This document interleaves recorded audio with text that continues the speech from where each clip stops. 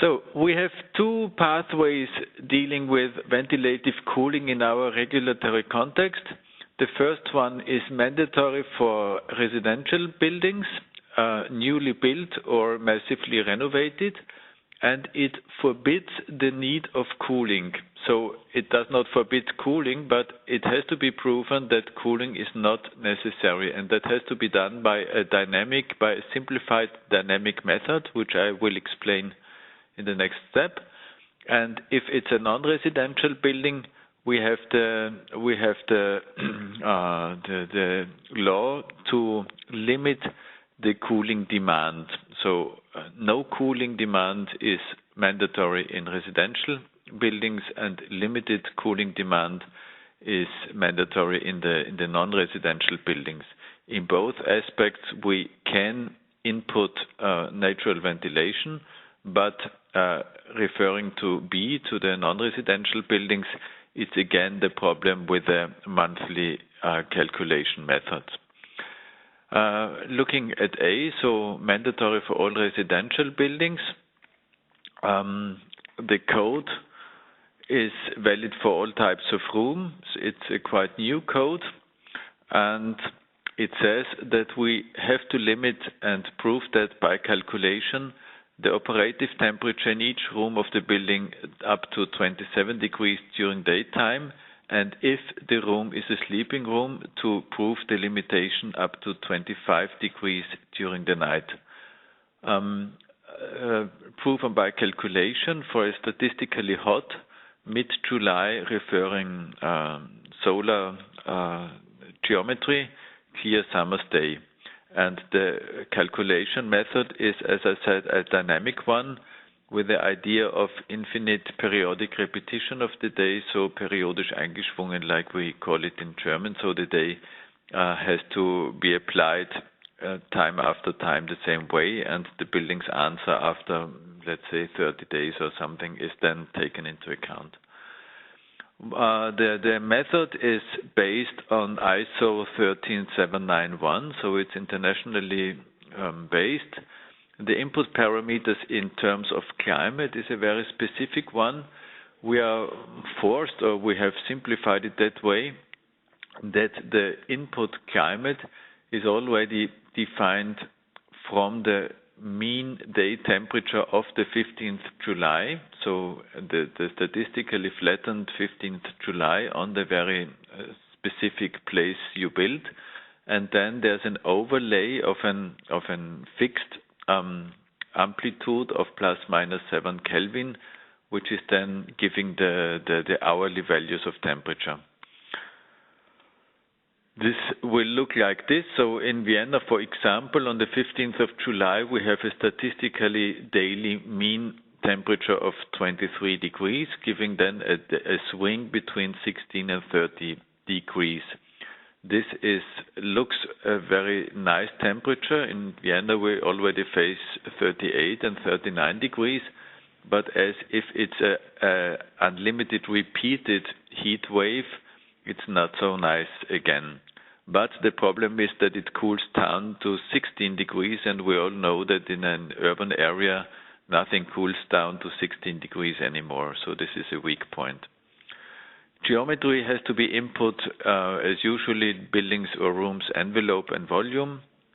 Thermal properties have to be input both for the transmission losses, so U values, and density-specific heat and conductivity to enable the software or the calculation methods to go for thermal mass calculation according to EN 13786, so to have the thermal mass in the equation.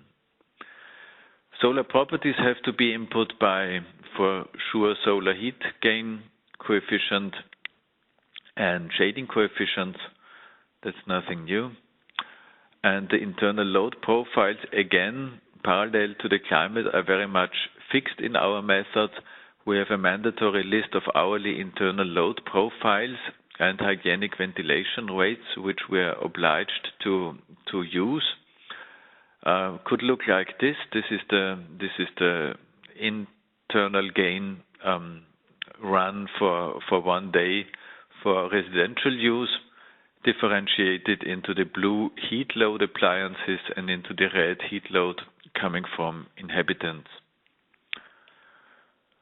And for ventilation, we have a formula set for window opening, open-driven ventilation. And if we go for mechanical ventilation, we are only allowed to take into account mechanical ventilation in night ventilation up to 1.5 air change rate if the room is occupied during the night, and up to 2.5 air changes in unoccupied rooms. If going for mechanical solutions, we have to take into account additionally the thermal load from ventilators, not for windows for sure. For windows, we have this simplified Bernoulli equation leading to an air change rate like this. And if the windows are separated, we have this simplified equation leading to an air change rate like that. So in the first glance, it looks like quite developed, but always if applying those formula sets, you get annoyed because you have some windows up there and some another windows down there, and it's always difficult to translate the window areas to those simplified formulas.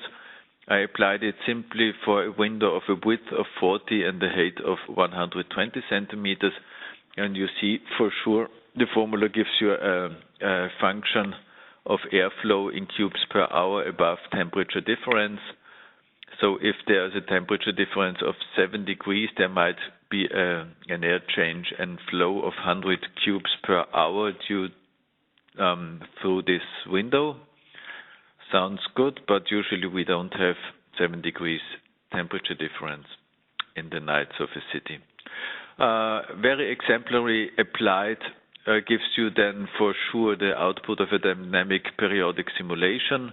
I tried a typical living room of a house in different building constructions, so massive or low weight construction, and the check is always if we run over this 27, yes or not, and if we get below 25 during the nights, yes or not. So in this case, all of the investigated buildings would succeed this test. What we learned was that it's quite well applicable. We can take into account ventilative cooling, that's a yes. And the physical principle of periodically repeated dynamic heat balance, I think it's a quite highly comparable output. So I started to like it. There's something but. We have, if you use commercial simulation softwares like Energy Plus or TAS or Transys, they have their own formula sets for window ventilation, and it's not the exact same formula like we are obliged to use. So we always have to translate and do some workarounds, and that's annoying. Then the calculation is not well prepared for buoyancy or stack effect ventilation. And it does not take into account transient effect. If a heat wave starts and is not too long, then the building would perform better than we prove. And we are obliged to use it only if absolutely no cooling is in the building. We would very much like to use it if there is some building mass cooling system, TAP, so thermal activated building elements, but we're forbidden to use it if there's any mechanical cooling included, not only if not air conditioning, but even no thermal activated buildings. The other pathway is limit the cooling demand. So if there's a non-residential buildings, that it's not to be proved that there's no cooling, but limit the cooling demand. We had a funny definition is the outside induced net cooling demand. So we shut down the internal loads, we shut down the ventilation, and then calculate the cooling demand, which is coming only from transmission from the outside and from solar gains. And this then have to be lower than 1 kilowatt-hour per cubic meter and year for newly built buildings. And for sure, in that definition, ventilative cooling has no place, because it's obligatory to shut down the ventilation down to infiltration only. So per definition, you cannot apply ventilative cooling if ventilation is limited to infiltration only. But still, we calculate the cooling demand, so without the star, and there we can input ventilative cooling. It's always against a temperature of 26 degrees inside temperature, and now it's a little bit spooky, but I'll do it quickly and I hope understandable. This is the formula set for the calculation procedure, starting with the cooling demand coming out from the cooling demand per volume. The cooling demand is then the amount of the gains which cannot be used in the building. So this is the efficiency factor for using internal gains within the period. This efficiency factor is a function of the gain to loss proportion, including the aspects of thermal mass and time constant of the buildings. And the losses for sure include the ventilation losses. The ventilation losses come from air change rates, and here we are. We may include the night. NL is for Nachtlüftung, so for night ventilation. Here we add night ventilation air change rates. So if we do that and have a time of night ventilation, we might increase our average ventilation rate during this period. Then we might increase the ventilation losses. This will increase the total losses. This will increase the proportion of how many gains can be used within the buildings and have not to be cooled down, and this will decrease the cooling demand. I did quick estimations on how much this effect could be. If we apply air ventilative cooling only by window ventilation, our standard limits ourselves to apply only 1.5 air change rates, which is annoyingly low. This drives possibly the ventilation rate, the average ventilation rate, depending on the original ventilation rate, up by 100%. This will rise the ventilation losses up by 100%. This might increase the total losses, and this would increase the proportion of usable heat gains. I tried some parameter studies up to 10% roughly, and this could lower the cooling demand down by another 20%.